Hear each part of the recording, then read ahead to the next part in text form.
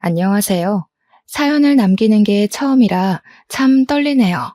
그래도 제가 겪은 무섭고 황당한 일을 여러분과 공유하고 싶어서 용기를 내어 글을 남기기로 했습니다. 저는 프리랜서로 일러스트를 그리는 30대 평범한 대한민국 여성입니다. 제가 겪은 사연은 어쩌면 주위에서 쉽게 겪기 힘들면서도 누구나 겪을 수 있는 일인 것 같다는 생각이 들어서 사연을 올리게 되었어요. 저는 고등학교 이후로 부모님과 떨어져 지냈습니다. 시골에 외할머니가 혼자서 지내셨는데 노환으로 거동이 불편해지시면서 엄마와 아빠가 할머니를 모시게 되었거든요. 처음에는 우리 집으로 모시려고 했는데 할머니가 도시는 불편하시다고 됐다고 하셨습니다. 그렇다고 양로원이나 요양원으로 모시기에는 그때 당시에 부모님께서 좀 그러셨나 봐요. 아빠는 시골에서 한번 살아보고 싶었다며 엄마의 고향으로 귀농을 하시게 되었어요. 할머니가 살아계실 때는 실제로 농사도 짓고 할머니 댁에 사셨는데 할머니는 엄마 아빠가 내려가신 지 3년도 안 되어서 돌아가셨습니다. 부모님께서는 할머니가 돌아가셨어도 집으로 돌아오지 않으셨어요. 그 지역에 터를 잡고 작은 건물을 사셔서 카페를 오픈하셨어요. 아빠는 평생을 복잡한 도시에서 살다 보니 이렇게 조금 여유 있는 곳에서 여생을 보내고 싶다고 하시더라고요. 이곳에 살다 보니 정도 많이 들고 사람들과 어울려 지내는 게 참 좋으시고 저보고 혼자 지내도 괜찮냐고 물어보셨어요. 저는 고등학교를 졸업한 성인이었고 그때 당시에는 대학 생활에 푹 빠져 있어 부모님의 빈자리를 느끼지 못하고 살았었기에 아빠에게 괜찮다고 했습니다. 오히려 밤늦게 들어와도 구박할 사람이 없어서 더 좋아했던 기억까지 있는 것 같아요. 그렇게 대학을 졸업하고 저는 디자인 회사에 입사해서 일러스트 작가로 일을 하게 되었습니다. 일하면서 그곳에서 같은 일을 하는 남자친구를 만나 사랑도 하며 평범하게 지내고 있었죠. 그때까지는 평탄하고 순탄하게 지냈던 것 같아요. 큰일 한 번 없고 큰 사고도 없이 말이죠. 그런데 그 남자친구가 다른 여자랑 사귀면서 환승 이별을 하는 게 아니겠어요? 저를 잠깐 만난 것도 아니고 저는 그와 3년을 사귄 연인 사이였습니다. 친구가 우연히 본 전 남자친구의 인스타를 보여주며 너희 언제 헤어진 거야? 하고 물어보는 겁니다. 그는 당당하게 인스타에 떡하니 새로운 여자친구와의 애정 행각을 올렸더군요. 친구 덕분에 전 남자친구가 저와 헤어지고 일주일도 안 돼서 다른 여자를 사귄다는 것을 알게 되었습니다. 완벽한 환승 이별이었던 거죠. 정말 머리에 피가 거꾸로 솟아오르더라고요. 제가 이제껏 그를 사랑한 3년의 시간들이 다 허무하고 무너져 내리는 느낌이었어요. 깊은 우울증이 찾아왔습니다. 회사에서 그를 보면 손이 떨리고 분노가 치밀어 오르는데 아무 말도 할 수가 없었어요. 왜 그때는 그렇게 바보처럼 참고 있었는지 모르겠어요. 머리라도 한번 쥐어뜯어 놓아도 됐을 텐데 말이죠. 당시에 제가 그를 많이 사랑하고 믿고 있었나 봐요. 회사에서 도저히 그 사람을 보며 일을 할 수가 없었어요. 그래도 입에 풀칠은 해야 하는 상황이니 회사를 그만둘 수가 없어서 회사에 재택근무를 신청하고 부모님이 계시는 시골로 내려갔어요. 너무 오랫동안 떨어져 있어서 엄마 밥도 먹고 싶고 엄마 품에 안겨 어리광도 부리고 싶었던 것 같습니다. 정말 내려가서 엄마 곁에 있으니 우울증이 나아가더라고요. 제 아픔이 점점 아물어가고 있었어요. 부모님은 작은 카페를 하고 계셨는데 커피와 함께 달달한 디저트를 직접 만들어 파는 디저트 카페를 하고 계셨어요. 그 지역 사람들에게 입소문이 나서 꽤 바빴기 때문에 저는 한쪽에서 그림을 그리다 바빠지면 부모님을 도와드리게 되었어요. 그렇게 함께 일을 하니 부모님을 도와드린다는 생각에 뿌듯하기도 했어요. 참 잘 내려왔다 싶었어요. 그곳에는 엄마 친구분이 자주 찾아오셨는데 그분은 항상 온몸을 명품으로 둘러 입고 오시곤 하셨어요. 머리를 틀어 올리시고 선글라스를 쓰고 오시면서 저를 보고 딸 참 예쁘게 생겼다, 머리도 좋다 하시면서 저를 많이 예뻐해 주셨습니다. 엄마의 친구분은 잘 차려입은 모습을 보니 사모님일 것 같은데 가끔 커피를 벌컥거리며 마신다든지 호탕하게 웃는 모습은 옷차림새와는 잘 맞지 않는 행동을 하시곤 했어요. 뭐, 원래 성격이 털털한가 보다 하고 넘겼습니다. 그리고 가끔 던지는 농담도 교양보단 오히려 상스럽다고 느낄 때도 있었어요. 가끔은 저에게 성적 농담을 거침없이 던지시기도 했죠. 저는 그런 농담을 들을 때마다 억지로 웃어 넘겼는데 엄마가 몇 번이나 아주머니께 주의를 주어도 자꾸 그런 농담을 던지시더라고요. 그러시더니 어느 날은 뜬금없이 저에게 자신의 조카를 만나보는 건 어떠냐고 하더라고요. 제가 마음에 무척 든다면서요. 남주기 아까운 조카라서 둘이 이어주려고 한다고 하셨어요. 너 지금 남자친구 없지? 우리 조카 만나볼래? 우리 서진이가 얼굴도 잘생겼어. 학교 다닐 때 얼마나 여자애들이 따라다닌 줄 아니? 거기다 똑똑해서 공부도 참 잘했어. 너 서울의 KD 알지? 거기 출신이야. 대학 졸업하고 여기 내려와서 회사 차렸는데 그게 또 얼마나 잘 되던지. 외제차 끌고 다니잖아. 남주기 아까운 애인데 내가 너하고 너희 엄마 보고 소개해주려고 하는 거야. 거절하지 말고 한번 만나나 봐. 그렇게 잘난 조카인데 왜 저를 소개해준다는 건지 이해가 가지 않았어요. 그렇게 잘난 엄친하면 이미 여자가 있을 것 같았죠. 죄송해요. 제가 지금 남자친구랑 헤어진 지 얼마 안 돼서요. 지금 누구를 만나고 싶지가 않아요. 당분간 혼자 지내고 여유 생기면 그때 생각해 보려고요. 저는 아주머니께 정중하게 거절을 했습니다. 그래도 물러서지 않으시더라고요. 저에게 계속 조카를 만나보라고 설득을 하시는 겁니다. 무슨 젊은 애가 그렇게 순정을 지키고 그러니? 남들은 헤어지고 하루 만에 다른 사람 만나서 주둥이 붙이고 모텔 들어가고 난리가 나더라. 그렇게 지고지순해서 어디다 쓴다니? 남주기 아까워서 그래. 한번 만나봐. 어른이 말하면 들어야지. 그렇게 거절하는 거 아니다. 저는 난감해졌어요. 그래도 일단 거절을 했습니다. 다른 사람을 만날 마음의 여유가 정말 없었거든요. 사실 새로운 인연에 대한 두려움도 있었던 것 같아요. 그랬더니 아주머니가 얼굴이 시뻘개져서 저를 쏘아보시더라고요.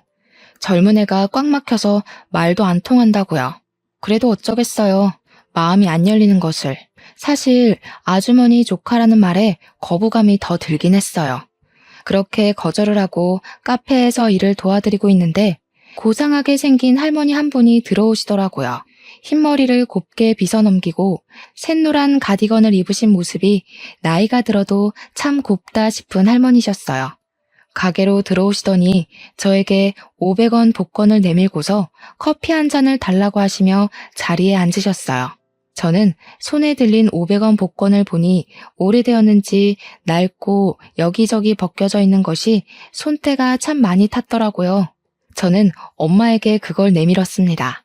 낡은 500원 복권을 본 엄마는 익숙하신 듯 아메리카노 한 잔과 크루아상 한 개를 할머니 테이블에 내려놓으셨습니다. 제가 왜 돈을 안 받고 그냥 드리냐고 물어보니까 엄마가 저의 어깨를 토닥이며 말씀하셨어요. 돈은 나중에 손주가 한꺼번에 줘. 오시면 꼭 저렇게 드리라고 신신당부를 하더라. 예전에 커피하고 빵을 먹고 싶었는데 돈이 없으셨나 봐. 할머니 남편분께서 할머니의 손을 잡고 다방에 가서 500원 복권을 내밀며 커피를 사주셨대. 가끔 치매기가 도시면 저렇게 복권을 들고 오셔. 저는 커피를 드시는 할머니를 물끄러미 바라보았어요. 할머니는 분명 커피를 드시면서 남편분을 떠올리고 있을 거라고 생각했습니다. 그때 앞 테이블에 앉아서 커피를 홀짝이던 엄마의 친구분이 입을 실룩이시더군요. 어이구, 다 늙어서 정말 청승이지. 그러니까 늙으면 빨리 죽어야 하는 거야. 남의 영업집에 뭐 하는 건지 가족들은 치매 환자를 왜 돌아다니게 만드는지 몰라. 저러다가 사고라도 나봐. 괜한 사람들만 피해보잖아. 예, 저렇게 고운 치매도 걸리기 어렵다더라. 예전에 우리 마을의 정씨 할머니 생각 안 나? 그 할머니 맨날 우리한테 지팡이 들고 쫓아왔잖아. 그렇게 고약한 치매 아닌 거로 가족은 감사해야 하는 거야. 너는 언제적 이야기를 하는 거야? 아무튼 그 노인네도 참 고약했어. 둘이 도망가면 나만 쫓아오는 거 있지? 아무튼 늙으면 빨리 죽어야 해. 예, 정원아. 아무튼 우리 조카 한번 들리라고 할 테니까 이야기나 한번 나눠봐. 그렇게 좋은 남자 흔치 않아서 그래. 나 간다. 저는 자리에서 일어나며 고개 내밀며 괜찮다고 말하기 전에 아주머니는 쌩하고 밖으로 나가버렸습니다. 엄마는 할머니께서 커피를 다 드시자 다가가며 다시 복권을 손에 꽉 쥐어드렸습니다. 어르신, 맛있게 드셨어요? 이거 돌려드릴게요. 다음에 또 이거 들고 오셔야 커피 드실 수 있어요. 아셨죠? 이거 주머니에 챙겨드릴게요. 다음에 또 오세요. 맛있게 커피 내려드릴게요. 할머니는 환하게 웃으며 엄마의 손을 잡았어요. 새아기는 참 예뻐. 이렇게 마시는 빵하고 커피 주고 참 예뻐. 우리 손주 오면 꼭 소개해줄게. 우리 손자 참 착해. 새아기랑 잘 어울릴 거야. 내가 잘 알아. 아이 참, 어머니, 저 남편 있어요. 저기 산적같이 생긴 사람이 제 남편이에요. 손주는 더 좋은 아가씨랑 엮어주세요. 아셨죠? 다음에 꼭 다시 들리세요. 할머니는 웃으시며 카페를 나가셨어요. 엄마는 자신만 보면 새아가라고 부르며 손주를 소개해준다고 좋아하셨어요. 할머니랑 이야기하면 젊어지는 느낌이 드신다고요. 아빠는 그 모습을 보고 질투는커녕 웃음을 터뜨리셨습니다. 그리고 정말 엄마 친구인 아주머니 말대로 말끔하게 정장을 차려입고 머리에 포마드를 바른 남자가 카페로 찾아왔습니다. 그 사람은 반듯하게 생기고 호감형으로 생기긴 했었습니다. 깔끔하게 차려입은 그는 저에게 다가와서 싱긋 웃으며 인사를 건넸어요. 안녕하세요. 저희 고모 소개로 얼굴 보러 들렸어요. 괜찮은 아가씨가 있다고 하루에도 몇 번씩 전화하시는지 너무 궁금해서 안아볼 수가 있어야죠. 그런데 오길 잘했는데요. 정말 제 스타일이신 것 같아요. 잠시 이야기 나누어도 될까요? 그렇게 말하며 씩 웃는데 정말 처음에는 거부감이 밀려 들어왔어요. 어째서인지 그의 눈매는 전 남자친구의 눈매를 닮아 있는 겁니다. 웃을 때마다 밀려나는 그 눈매가 정말 꼴보기 싫었어요. 죄송해요. 전 지금 연애할 상황이 아니라서요. 이렇게 오셨으니 커피 한 잔 드릴 테니 마시고 가세요. 헛걸음하게 해드려서 죄송합니다. 남자친구랑 헤어졌다고 들었는데 그런 거면 저랑 연애하는 게 어때요? 사람에게 받은 상처는 사람을 만나야 잊히는 거잖아요. 그렇게 힘들어하지 마시고 저랑 한번 만나보세요. 저는 그 사람이랑 다르게 정원 씨를 많이 아껴드릴 수 있어요. 저는 단칼에 거절하고 돌아섰습니다. 연애는 관심 없다고 말입니다. 하지만 그는 쉽게 물러나지 않더라고요. 다음 날도 그 다음 날도 카페로 저를 찾아왔습니다. 딱 그때 마침 전 남자친구에게 연락이 왔습니다. 다시 시작하자고 잠시의 실수였다고 말입니다. 3년의 세월을 그렇게 허무하게 자기 손으로 찢어놓더니 다시 시작하자는 그의 말에 기가 차올랐어요. 어떻게 그렇게 갈기갈기 조각내놓고 그렇게 쉽게 말을 하는지. 제가 용서하기만 하면 된다고 하더군요. 이제야 저를 얼마나 사랑했는지 알았다나요? 저는 전 남자친구에게 개소리하지 말라고 했습니다. 다시는 너와 시작할 일 없다고 딱 잘라내버렸죠. 나중에 동료한테 들으니 전 남자친구의 새 여자친구는 금세 그를 질려하고 그대로 뻥 차버렸다고 하더군요. 제가 쓰레기 청소부도 아니고 왜 다시 그 사람을 줍겠어요? 쓰레기는 쓰레기통에 버려야지. 하지만 사람의 마음은 머리와 다르게 흘러가더군요. 저에게 용서해달라고 비는 그를 한 번만 봐줄까? 하는 간사한 마음이 들었어요. 언제부터인가 그의 연락을 기다리며 핸드폰을 쳐다보고 또 쳐다보고 있었습니다. 그때 아주머니의 조카가 와서 저를 자꾸 떠보는 겁니다. 무슨 일 있어요? 왜 그렇게 얼굴이 안 좋아요? 에고, 얼굴이 반쪽이 되었네요. 고민 있으면 저한테 털어놓아요. 서로 도우면 좋은 거 아니겠어요? 그는 전 남자친구를 닮은 눈매를 가지고 살짝 웃고 있었습니다. 저는 그를 단칼에 잘라내었죠. 닮은 것도 꼴 보기 싫어지더라고요. 아무 일도 없어요. 괜찮습니다. 걱정 안 해주셔도 돼요. 신경 써주셔서 감사해요. 이제 저 때문에 이렇게 안 오셔도 돼요. 에이, 왜 말이 그래요? 저는 커피 마시러 이곳에 오지도 못하나요? 커피도 맛있고 또 여기 디저트 직접 만들어서 맛있어서 오는 겁니다. 물론 정원 씨 보러 오는 것도 있지만 말이죠. 전 남자친구와 닮은 그를 계속 봐서일까요? 아니면 용서해달라고 계속 연락이 와서일까요? 정말 감정이 싱숭생숭해졌어요. 분명 내 감정인데 컨트롤이 안 되더라고요. 핸드폰을 들고 몇 번인가 남자친구의 연락처를 눌렀다가 놓기를 반복했습니다. 그렇게 며칠을 보내니 정말 저는 이러다가 그 쓰레기랑 다시 만날까봐 걱정돼 갔어요. 얼마나 힘들게 그를 내 머리와 가슴에서 쫓아냈는데 다시 파고 들어오는 기억을 지우기 위해 저는 그 아줌마 조카를 만나기로 했습니다. 전 남자친구를 다시 용서한다고 해도 분명 그는 다시 그런 일을 반복할 거라고 생각했거든요. 사람은 쉽게 안 변하는 거잖아요. 저와의 3년의 시간을 쉽게 버린 그였으니 저는 복수하는 심정으로 그리고 도망치듯 조카를 선택한 거였죠. 지금 그 사건을 되돌아보면 그런 마음으로 시작한 인연이 시작부터가 잘못되어서 그런 일이 일어나지 않았을까 하는 생각도 들었어요. 그렇게 연애를 시작하고 보통 우리는 저희 카페에서 시간을 많이 보내게 되었습니다. 엄마 아빠를 도와드리고 저도 일을 하고 있었으니까요. 그는 참 위트 있는 사람이었어요. 사랑한다는 말은 못하겠지만 나쁜 사람 같지는 않아 보였어요. 저는 그를 이용해 전 남자친구의 연락을 끊어낼 수 있었어요. 그것은 참 다행이었지만 그에게 처음에는 미안한 마음도 들었습니다. 그를 만난 지 한 달 정도 되었을까요? 카페에 새로운 얼굴이 나타났습니다. 그는 500원 복권 할머니와 함께 나타나서 커피를 마시며 한참을 노트북으로 무엇을 써내려갔어요. 덥수룩한 머리에 뿔테 안경을 쓴 남자는 그냥 보면 숫기 없는 고시생처럼 보였어요.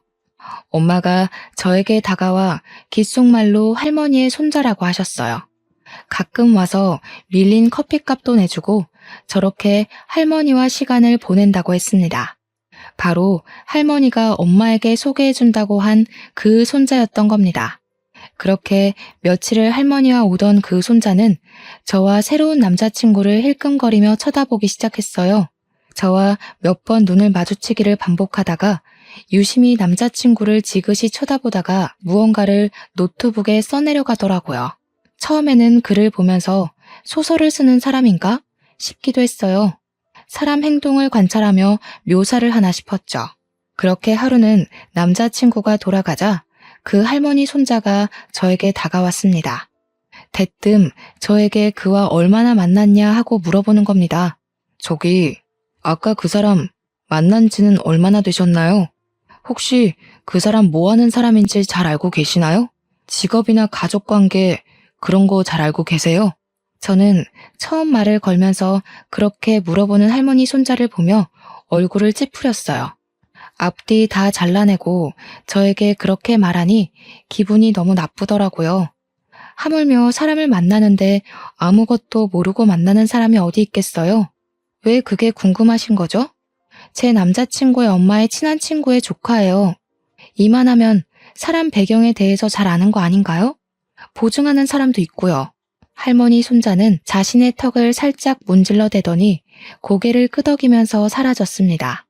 할머니 손자에게 그런 말을 들어서 그럴까요? 그 뒤 남자친구의 행동이 다 수상쩍어 보이기 시작했어요. 행동 하나하나가 저의 마음에 거슬렸죠. 분명 약속 시간 안에 온다고 해놓고 30분이나 늦는다든지 담배를 안 피운다는 말과 다르게 진한 담배 냄새가 옷에 벨 정도여서 옆에 있어도 냄새가 풍겼거든요. 담배 안 피운다고 하지 않았어요? 그런데 담배 냄새가 너무 나요. 주위의 사람들이 담배를 자주 피우는 건가요? 그리고 왜 이렇게 늦었어요? 벌써 저 30분이나 기다렸다고요. 금방 온다고 해서 이미 영화표도 예매해놨는데 환불했단 말이에요. 그는 머리를 긁적이며 멋쩍은 미소를 지었습니다. 미안해. 급하게 거래처에서 연락이 오는 바람에 거래처 사람을 만나고 왔거든? 그 사람이 담배를 피워서 몸에 뱄나 봐. 꼴초야 꼴초. 나도 그 사람 만날 때마다 그 담배 냄새 때문에 힘들어 죽겠다니까. 갑자기 연락이 오다니 아주 급한 일이었나 봐요. 그런데 어떻게 30분 안에 잘 해결이 되었네요? 그래도 늦으면 연락이라도 좀 주지. 무슨 일 생긴 줄 알고 걱정했잖아요. 별로 급한 일도 아닌데 사람을 붙들고 시간만 뺏겼어. 괜히 담배 냄새만 배게 미안해. 영화 보기에는 시간이 애매하고 밥이나 먹으러 갈까? 왠지 얼렁뚱땅 넘겨버리려는 느낌도 났어요. 그런 일이 반복되다 보니까 사람이라는 게 그렇잖아요. 자꾸 신경이 쓰였어요. 또 이런 일도 있었어요. 만나기로 해놓고 갑자기 출장을 가야 한다고 못 온다고 하더라고요. 그래서 그런가 보다 했는데 아주머니가 오셔서 엄마랑 이야기하는데 왜 오늘은 데이트 안 하냐고 하시는 겁니다. 아까 회사에 있는 거 보고 왔다고요. 젊은 애들이 만나서 데이트도 부지런히 해야지 라고 하시는데 분명 저에게는 출장을 간다고 했잖아요. 그래서 언제 보셨냐고 물으니 바로 방금 전에 만나고 왔다라고 하시는 거예요. 그때는 출장을 근처로 갔나? 하고 그냥 웃어 넘겼는데 만난 지 2달도 안 되어서 저에게 돈 이야기를 하는 겁니다. 정원아, 혹시 돈 모아둔 거 있어? 내가 회사에 급전이 필요한데 딱 이번 달만큼만 치를 대금이 필요하거든? 원래는 거래처에서 대금을 줘야 내가 그 돈으로 다른 곳에 대금을 치르는데 갑자기 사정이 어렵다고 하면서 이번 달만 넘겨주라고 사정을 하는 거야. 사업을 하면서 그런 사정 안 봐주기 그렇잖아. 우리가 생명인데. 그래서 알았다고 하고 봤더니 딱 1,000만 원이 부족하네. 그래서 그런데 나 1,000만 원만 빌려줘. 다음 달에 돈 받으면 내가 갚을게. 저는 그의 말에 당황했습니다. 만난 지 얼마나 됐다고 저에게 돈 이야기를 하는 걸까요? 저는 우리가 아직 그 정도로 신뢰하는 사이는 아니라고 판단했습니다. 죄송해요. 저도 돈이 없어요. 제가 그렇게 큰 돈이 어디 있겠어요? 고모부님이 이 지역 유지라고 하지 않았어요? 아주머니께 부탁해보세요. 아끼는 조카 일이니까 분명히 도와주실 것 같은데요. 제 말에 그의 눈이 동그래지더라고요. 저보다 확실하게 돈을 꿔줄 사람이 있는데 굳이 저까지 보탤 필요는 없으니까요. 하지만 그는 저에게 다시 돈을 요구했습니다. 몇 번이나 이런 대화가 오가니까 괜히 그 할머니 손자의 이야기가 떠오르는 겁니다. 정말 그의 말에 무슨 뜻은 아닌지 불안해졌어요. 그래서 그런 이야기가 나올 때마다 단칼에 거절을 했죠.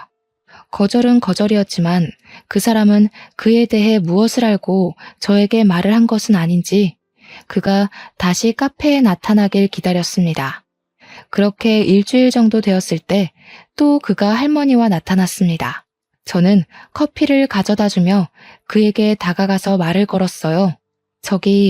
저번에 저에게 남자친구에 대해 얼마나 알고 있냐고 물어보셨잖아요. 그거 왜 물어보신 거예요? 뭐가 이상한 게 보이던가요?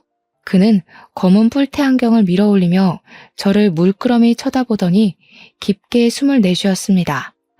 혹시 그 사람이 따님한테 돈이 필요하다고 말하면서 돈 꺼달라고 하던가요? 혹시 그 사람한테 돈을 주시거나 한 건 아니죠? 저는 그의 말에 입을 틀어막았습니다. 어떻게 그가 저에게 돈을 요구한 것을 알고 있는지 너무 신기했습니다. 꼭 우리 둘을 꿰뚫어 보고 있는 것 같았죠. 아니 맞아요. 그 사람이 저에게 돈을 꿔주라고 한 건 맞는데 돈 없다고 딱 잘라서 거절을 했거든요. 어떻게 아셨어요? 혹시 둘이 아는 사이였나요? 아는 사이는 아니고 제가 대학에서 범죄 심리에 대해 가르치고 있습니다. 우연히 두 분 이야기하는 것을 지켜봤는데 그 남자분 특징이 딱 거짓말을 하는 사람의 특징을 가지고 있더군요. 두 분이 만난 지 얼마 안 되어 보이는데 그렇게 거짓말을 하고 있다는 것은 따님께 무엇을 숨기고 있다고 생각을 했고, 보통 그런 특징을 가진 사람들은 사기꾼일 확률이 높습니다. 하지만 확실하지 않으니 알아보라고 충고를 해드린 거죠. 저는 벌어진 입을 다물 수가 없었어요. 지금 만나는 사람이 사기꾼일 수가 있다니, 그 사람은 엄마의 친한 친구의 조카잖아요. 이 사람을 믿어야 하는 것인지 아니면 엄마 친구분을 믿어야 하는 건지 처음에는 분간이 되질 않았어요. 이 사람 말이 사실이라면 조카와 고모가 짜고 저희에게 사기를 치는 거니까요. 아무 증거 없이 사람을 의심하기도 그렇고 저는 다시 그에게 물어보았어요. 사기꾼인지는 어떻게 알아요? 무엇으로 구분할 수 있는 거죠? 저는 아직 그에 대해 잘 모릅니다. 아니, 사실 그냥 그 사람이 말하는 말만 믿어서 사기꾼이라는 걸 밝혀내려면 어떻게 해야 해요? 일단 그 사람의 뒤를 캐야겠죠. 처음에는 그냥 묵인하고 넘길 수도 있는 일인데 카페 사장님 따님이셔서 그냥 넘기기가 그렇더라고요. 카페 사장님께서 할머니를 잘 보살펴 드렸는데 제가 도움을 드릴 수 있는 일이면 도와드리고 싶어서 말을 꺼냈습니다. 혹시 혼자서 뒤를 캐는 게 힘드시면 제가 도와드릴까요? 저는 그 사람의 손을 꽉 잡았습니다. 제발 도와주세요. 어떻게 해야 할지 모르겠어요. 제가 다른 곳에서 만났다면 모르겠는데 엄마의 친구분의 조카이다 보니까 잘못했다가 두 분의 우정이 저 때문에 금이 갈까봐 걱정되네요. 뒤를 캐려면 뭐부터 해야 할까요? 일단 그 사람이 회사나 집이 어딘지는 알고 계시나요? 뒤를 캐려면 역시 미행을 하면서 어디로 다니는지 행적 추적이 먼저일 것 같은데, 이런 사건 보면 보통 직장이나 집도 거짓이거나 생판 다른 곳일 경우가 많아서 조금 있다가 저를 만나기로 했어요. 이곳으로 올 거예요. 그럼 저를 만나고 돌아가는 길에 같이 미행하는 건 어떨까요? 어디로 가는지 볼 수 있지 않을까요? 그가 알았다고 고개를 끄덕였죠. 곧 저의 새로운 남자친구가 저를 만나러 들어오더군요. 한번 그를 사기꾼으로 보기 시작하니 그의 행동들이 다 의심스럽게 느껴지더라고요. 정원아, 내가 이렇게 부탁할게. 나 한 번만 도와주라, 응? 이제 곧 한 달 다 되어가는데 이대로 두면 나 정말 부도 날 것 같아. 1,000만 원 가지고 부도라니 이거 너무한 것 같지 않아? 우리 사이에 1,000만 원도 융통을 못 해준다는 게 말이나 되는 거야? 나도 정말 그 정도 돈이 없어서 그러는 거예요. 차라리 빨리 은행에 가서 대출이라도 알아보는 건 어때요? 당신 정도면 1,000만 원 금방 대출될 것 같은데. 일단 은행 가서 급한 불이라도 꺼봐요. 그는 저를 보며 얼굴을 시뻘겋게 붉히더라고요. 그리고 언성이 높아졌습니다. 아니, 네 일 아니라고 말 너무 쉽게 하는 거 아니야? 너희 부모님 카페 운영하시니까 나 도와주라고 말 한번 해보든지. 네가 돈 1,000만 원만 빌려주라고 말이라도 꺼내볼 수 있는 거 아니야? 어떻게 그럴 수가 있는 거야? 어떻게 내가 이렇게 애원하는데도 안 도와줄 수가 있는 거야? 나를 사랑하긴 하는 거야? 진짜 내가 힘들어서 그래. 나 한 번만 도와주라, 응? 작은 돈이라도 괜찮아. 그럼 있는 대로 일단 도와주면 안 될까? 죄송해요. 제가 할 수 있는 게 정말 없는 것 같아요. 저희 엄마 아빠에게도 돈 달라고 말을 못 꺼내겠네요. 고모부께 말은 해본 거예요. 그렇게 급하면 일단 가서 말이라도 해보세요. 너 정말 이럴 거야? 내가 너한테 얼마나 잘해줬는데 그 정도 돈도 못 해줘? 1,000만 원이 안 되면 몇백이라도 도와줘야 하는 거 아니냐? 어떻게 한 푼도 못 준다고 그래? 정말 이 사람은 저를 돈줄로만 여기는 것 같았어요. 저는 속으로 화가 치밀어 올랐지만 아직 그에 대해 밝혀진 게 없으니 꾹꾹 참고 그 상황을 넘겨야 했습니다. 그는 화가 난다며 의자를 박차고 밖으로 나가더라고요. 그때 다른 테이블에 앉아있던 할머니 손자와 눈이 마주치며 밖으로 함께 나갔습니다. 그리고 우리는 함께 그 사람 뒤를 뒤쫓았습니다. 그 사람은 저희가 따라오는 것을 모르는지 바로 핸드폰으로 어디론가 전화를 했습니다. 그런데 전화하는 내용이 조금 이상한 거예요. 오, 자기야, 일 끝났어. 어디 있다고? 아, 거기? 아, 알고 있어. 응응, 알았어. 금방 간다니까. 걱정하지 말고 기다려. 알았어, 내가 미안해. 금방 가. 지금 그 근처야. 전화 소리만 들으면 그에게 다른 여자가 있는 게 틀림없었죠. 그리고 저희 카페에서 3블록 정도 떨어진 식당으로 들어가는 겁니다. 다른 지역도 아니고 3블록이면 그렇게 멀지 않은 곳이잖아요.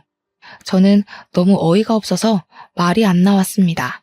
할머니 손자와 저는 식당 쇼윈도에 고개만 살짝 내밀고 밖에서 식당 안의 상황을 지켜보았어요.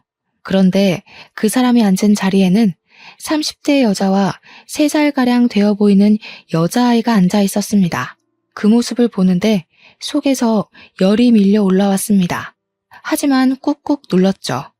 그래, 아는 지인일 수도 있지. 설마 가족이 있는 사람인데 엄마 친구분이 소개를 해주었을까 하는 생각으로 떨리는 마음을 진정시켰습니다. 한참 만에 식당에서 나오는 3사람을 몰래 숨어서 지켜보았습니다. 여자아이는 그 사람의 다리를 꽉 부여잡고 아빠라고 불렀습니다. 붕어빵처럼 닮은 게 그의 딸이 틀림없어 보였어요. 딸아이를 번쩍 안고 볼에 뽀뽀하고 껴안아주고 한 손으로 들쳐안고는 옆에 있는 여자의 어깨를 꽉 껴안고 지나가더라고요. 저는 할 말을 잃고 아무것도 못하고 있었어요. 당장 뛰어나가서 그놈의 머리채를 잡아야 하나? 이미 딸과 아내가 있으면서 왜 나한테 이러나 고민하고 있는데 옆에 있던 할머니 손자가 더 어이가 없는지 옆에서 육두문자를 뱉고 있는 게 아니겠어요? 정말 속이 뻥 뚫리는 듯이 너무 시원했어요. 그러면서 핸드폰으로 2사람을 찍었죠. 나중에 혹시 증거로 삼을 수도 있다고요. 머리를 긁적이며 사실 자신은 범죄 심리가 전문이라서 이쪽은 잘 모르니 일단 찍어놓자고 하는 거예요. 그 모습이 은근 귀엽더라고요. 저를 대신해서 적극적으로 증거를 찾아주는 그의 모습이 얼마나 든든하던지. 저 혼자였으면 아무것도 못하고 부들부들 떨었을 테니까요. 우리는 계속 그 뒤를 쫓아갔습니다. 일단 확실한 증거를 잡아야 했으니까요. 그런데 주차장에서 그 여자가 딸을 태우고 그 사람의 외제차를 운전하고 휑하니 사라졌습니다. 설마 저 차도 그 사람 것이 아니었는지 입이 떡하니 벌어졌는데 더 놀랄 일은 그 뒤에 있었습니다. 그가 근처 PC방으로 성큼성큼 걸어 들어가는 거예요. 뭐 그럴 수도 있죠. 저도 일이 급하거나 친구들과 가끔 가는 곳이니까요. 문제는 그가 PC방에서 무엇을 하는가였어요. 몰래 안으로 따라 들어가 저희는 자리에 앉아 그가 무엇을 하는지 엿들었어요. 게임을 하면서 다른 사람이랑 아이템 거래를 하는 것 같았어요. 거래를 하기로 한 사람이 다른 사람이랑 더 싼 가격으로 거래를 했는지 큰 소리로 욕을 하더라고요. 점점 그의 실체를 알고 나니 나오는 건 정말 한숨뿐이었어요.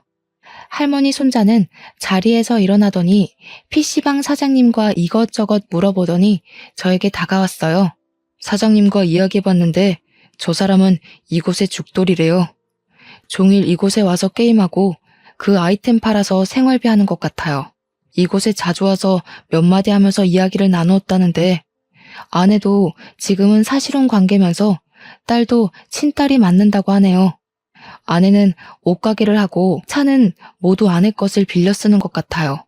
아내한테는 자신이 직장에 다닌다고 하고 이곳에서 아이템 팔아서 집에 조금씩 가져다 주는 것 같아요. 결국 저 사람은 저와 아내 2사람에게 사기를 치고 있었던 겁니다. 쓰레기를 피하려다가 이번에는 더 냄새나는 똥차를 만나고 말았습니다. 순간 제 입속에 있는 육두문자가 쏟아져 나왔습니다. 그때 마침 그 사람이 아씨, 라면 왜 안 와? 하고 외치는 겁니다.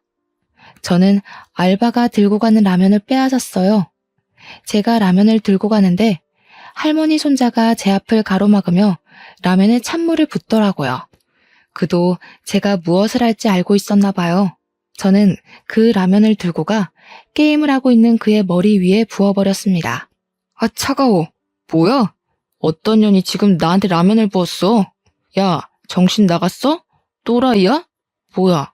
정은씨? 여기서 뭐 하는 거야?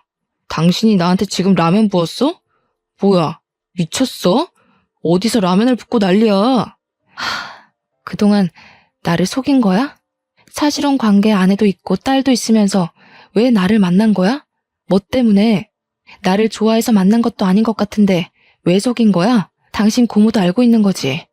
다 알면서 둘이 짜고 엄마랑 나랑 다 속인 거지? 그는 순간 얼굴이 시뻘개지면서 입꼬리를 비틀었습니다. 그래, 맞아. 나 너 좋아한 적 한 번도 없어. 어디서 서울에서 돈 많은 애가 시골 왔다고 순진하다고 한번 꼬셔보자고 해서 만난 거야. 돈 좀 뜯어낼까 하고. 순진한 척 굴면서 뒤로는 사람 캐고 다녔냐? 예쁘다 예쁘다 할 때 가만히 엎드려서 이쁨이나 받고 돈이나 주면 그만이지. 이게 뭐 하는 짓이야?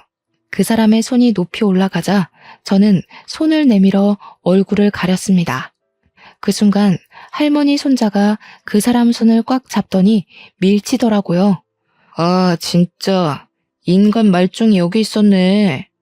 옆에서 잠자코 듣고 있으려고 해도 듣고 있을 수가 있어야 말이지. 당신 지금 누구한테 손을 올리는 거야? 어디서 함부로 여자한테 손을 들어, 양아치 같은 게. 지금 때리면 폭행죄 고소, 혹시라도 정원 씨한테 금품으로 거래한 게 있으면 사기죄 고소. 어떤 거 원해? 내가 법을 좀 알고 있어서 둘 중 하나 선택권을 주려고 하는데 원하는 대로 해줄게. 말만 해.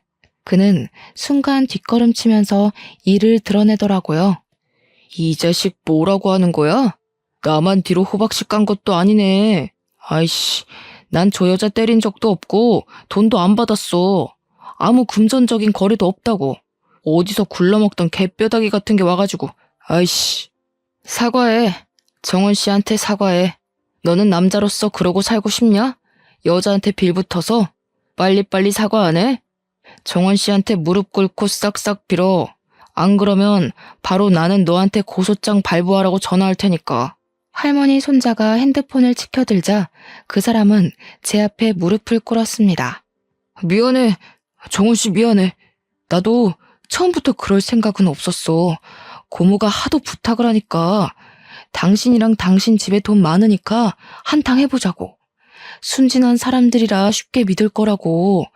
아이씨, 생활도 어렵고 돈도 없는데 자꾸 부탁하니까 나도 하는 수 없이 그랬던 거야. 용서해줘. 제발 아내한테 비밀로 해줘. 내가 이렇게 빌게. 응? 아무한테도 말하지 말아줘. 그는 그 순간에도 아내에게 이 일이 들어갈까봐 걱정하더라고요. 어떻게 만나는 남자마다 이 모양인지. 저는 저의 다리를 붙잡는 그의 손을 발로 차고 밖으로 나왔습니다. 눈물이 흘러내렸습니다. 인생 정말 이렇게 답이 없을 수도 있을까요? 남자가 전부는 아니지만 연속으로 사람한테 대니까 진짜 죽고 싶은 맘만 들었어요. 그렇게 울면서 할머니 손자와 함께 카페로 향했는데 엄마와 그 아주머니가 같이 커피를 마시고 계셨습니다. 엄마는 울면서 라면 국물에 엉망이 된 저의 옷을 보고 벌떡 일어나셨어요. 왜 그러냐고 묻는데 저는 울먹거리며 그 아주머니에게 다가갔습니다. 저 속였어요? 서진 씨 뭐예요? 애 딸린 유부남인데 저를 왜 소개해줬어요? 사업가라는 말도 거짓말이었죠? 일정한 직업도 없이 PC방에서 아이템 팔아서 생활비로 쓰는 사람이잖아요. 아주머니는 자리에서 벌떡 일어나 저와 엄마를 번갈아 쳐다보셨습니다. 너 무슨 말이냐? 서진이가 어쩌고 저째? 제대로 알아본 거 맞아? 서진이가 그럴 리가. 무슨 애가 있다고 그러니? 너는 참 말을 이상하게 하는구나. 누구한테 어떤 말을 들었는지 모르겠지만 우리 서진이가 그럴 리가 없잖니. 생사람 잡지 마라. 제 앞에서 딱 잡아 떼시는 겁니다. 정말 어이가 없고 어떻게 사람의 탈을 쓰고 그럴 수가 있는지. 방금 서진 씨한테 다 듣고 왔어요.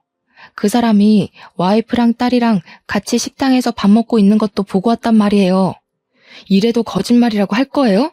진짜 돈 뜯어내려고 저희한테 그 사람 소개해준 거 맞냐고요. 그 순간 엄마는 아주머니께 마시던 커피를 들이부어 버리셨어요. 아주머니는 놀라서 커피 얼룩이 진 블라우스를 보고 두 눈을 크게 뜨시더라고요. 이게 미쳤나? 이게 얼마짜린 줄 알고 여기에다 커피를 부은 거야? 야, 너 왜 그래? 네 딸이 미쳤다고 너까지 미친 거야? 엄마는 아줌마의 머리채를 휘어잡으면서 흔들었습니다. 그래 미쳤다 왜? 미치면 안 되냐? 네가 어떻게 그런 놈을 내 딸한테 소개를 해줘? 아무리 변변한 놈이 없어서 애 딸린 유부남을 뭐? PC방에서 뭐를 해? 이런 망할년이 내 딸을 얼마나 우습게 봤으면 그런 놈을 소개를 해주냔 말이야. 아줌마의 손이 엄마의 머리로 올라가자 아빠는 뒤에서 아줌마를 붙들었습니다. 이것들이 부부가 쌍으로 난리네. 그래 맞다. 내가 애 딸린 우리 조카한테 너희 딸 꿰어라고 했다. 혼인신고도 안 돼 있어. 애만 있다 뿐이지 총각이야. 그리고 PC방에 있어도 돈만 잘 벌어다 주더라. 그런데 무슨 직업이 없어. 그렇게 반반하게 잘생긴 사람 소개해줬으면 고맙다고 해야지. 엄마는 아주머니의 말에 머리를 더욱 흔들어 제꼈습니다. 이런 정신 나간 년이 어디다 누구를 가져다 붙이는 거야. 야, 왜 그랬어? 왜 그랬는지 이유나 알자. 내가 너한테 언제 서운하게 한 적 있냐? 네가 어릴 때부터 친한 친구이니까 혹시라도 섭섭할까 봐 너만 보면 내가 얼마나 조심한 줄 알아? 됐어, 이년아. 너는 서울로 대학 가고 나는 이런 총구석에 남아있는데 얼마나 울었는지 알아?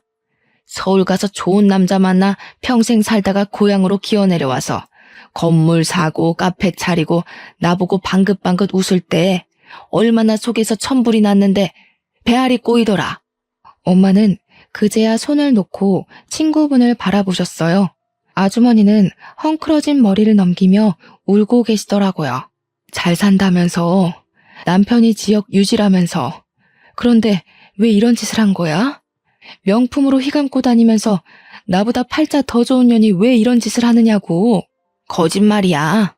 남편 유지라는 것도 다 거짓말이야. 이거 가짜야. 너한테 밉보이기 싫어서 시장가로 샀어. 미친년. 친구가 어떻게 사는지도 궁금해하지도 않는 년이 몇십 년 만에 내려와서 친구네 하면서 꼴값을 떠는데 딱 꼴보기가 싫더라. 거기다가 자식까지 있는 거 보니까 오장육부가 뒤틀리더라. 난 지금까지 자식 없다고 얼마나 멸시를 당했는데 왜 나만 그렇게 불행하게 살아야 하냐고. 아주머니는 소리를 꽥 지르시더니 밖으로 뛰쳐나가셨어요. 밖에는 이미 사람들이 우글우글 모여서 구경을 하고 있더라고요. 작은 지역사회다 보니 소문은 순식간에 싹 퍼졌습니다. 소문에 아주머니 조카는 사실혼 관계 아내에게 결국 빈손으로 쫓겨났다고 하더군요. 아주머니도 남편에게 이혼을 당하고 이 지역을 떠나셨대요. 엄마는 가끔 앉아서 길게 한숨을 내쉬곤 하셨어요. 엄마의 잘못도 아닌데 뭔가 가슴에 응어리가 생기셨나 봐요. 다음에 또 할머니 손자를 보자 저는 그때 못한 감사 인사를 했습니다. 정말 감사하고 하마터면 우리 가족이 모두 그분께 당할 뻔했다고요. 그는 할머니를 보살펴 주어서 오히려 감사하다고 했습니다. 그리고 사람 겉모습뿐만 아니라 하는 행동을 잘 관찰하면서 대화를 하라고 하더군요. 그 사람이 어떤 심리 상태에서 말하는지 보인다면서요. 그는 그 후로 주말이면 할머니와 카페에 찾아와 차를 마시며 시간을 보내고 갔는데 저희는 그때마다 이야기를 나누었어요. 한동안 그렇게 지내다 그 사람이 사실은 나를 보러 오는 그거라고 말을 하더군요. 자신과 한번 만나보는 건 어떠냐고 했습니다. 저는 잠시 고민했어요. 두 남자에게 그렇게 당하고 또 연애를 한다는 게 쉽지 않았으니까요. 하지만 그는 저를 차분하게 기다려주더라고요. 괜찮다고요. 지금은 그 할머니 손자는 제 남편이 되어 있습니다. 그 사람이 아니었으면 아마 저는 평생 결혼도 연애도 포기하는 사람이었을 것 같아요. 여러분도 사람은 겉모습만 보지 마시고 가끔은 그 사람의 내면도 들여다보셨으면 좋겠어요. 상대방에게 관심을 두고 찬찬히 살펴보면 그 사람이 지금 무슨 감정으로 말하는지 알 수 있으니까요. 긴 글 읽어주셔서 정말 감사하면서 이만 글을 줄이겠습니다.